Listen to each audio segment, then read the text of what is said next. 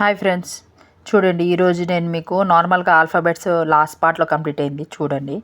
Next చాలామంది కిడ్స్కి vowels అంటే ఏంటిది, కాన్సనెంట్స్ అంటే ఏంటిది, అసలు ఇవి ఏంటివి అనేది తెలీదు.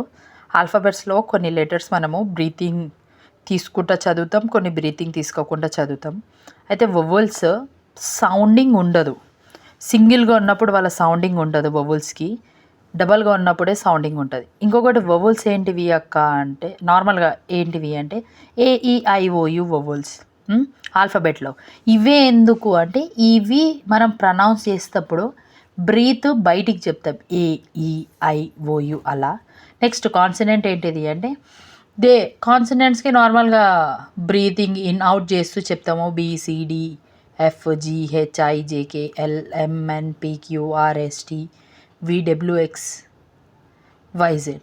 అలానే నెక్స్ట్ ఈ వొవెల్స్ కాన్సనెంట్స్ మీరు డిఫరెన్స్ నేర్పిస్తే ఈజీగా అవుతుంది. ఏంటిది అంటే, మనం ఒక వర్డ్ ఫార్మ్ చేయాలి అంటే ఆ వర్డ్లో మోస్ట్ ఇంపార్టెంట్ వొవెల్ ఉంటుంది, కాన్సనెంట్ ఉంటుంది. అయితే అలానే ఇప్పుడు ఎగ్జాంపుల్ నేను మీకు చూపిస్తా చూడండి. ఎగ్జాంపుల్ నేను ఇక్కడ బ్యాట్ రాస్తున్నా చూడండి.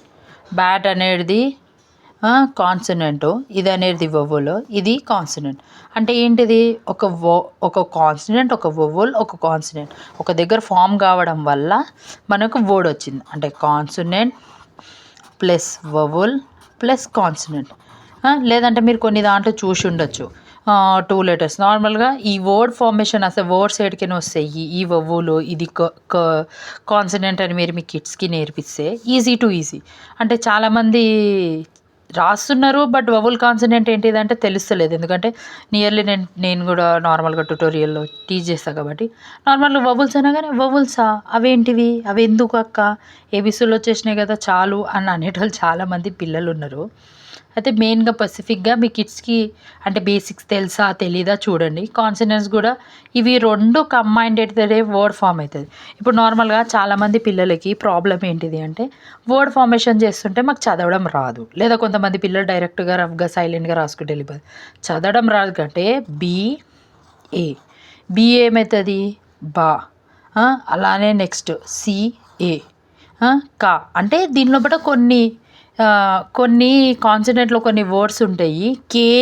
సిని మనము కే లాగా సౌండ్ ఇస్తాము, డబ్ల్యూని వి లాగా సౌండ్ ఇస్తాము. అంటే ఇండియన్ బేస్లో డబ్ల్యూని వి లాగా సౌండ్ చేస్తాము. నెక్స్ట్ ఇక్కడ కొన్ని మీరు చదువుతుంటే కొన్ని డిఫరెన్సెస్ తెలుస్తుంటాయి. అంటే చాలామంది ఈ బేస్లో చెప్పరు. ఇక్కడ మీరు స్కూల్కి పోయినా నార్మల్గా ఏమైనా అంటారు, 2 లెటర్స్ రావాలమ్మా, 3 లెటర్స్ నేర్చుకోండి, 4 లెటర్స్ నేర్చుకోండి అని అంటారు. కానీ ఇలా ఉంటుంది అనేది అయితే చెప్పరు. అయితే ఫర్ దట్ ఇది కొంచెం ఇంపార్టెంట్. Thank you, bye.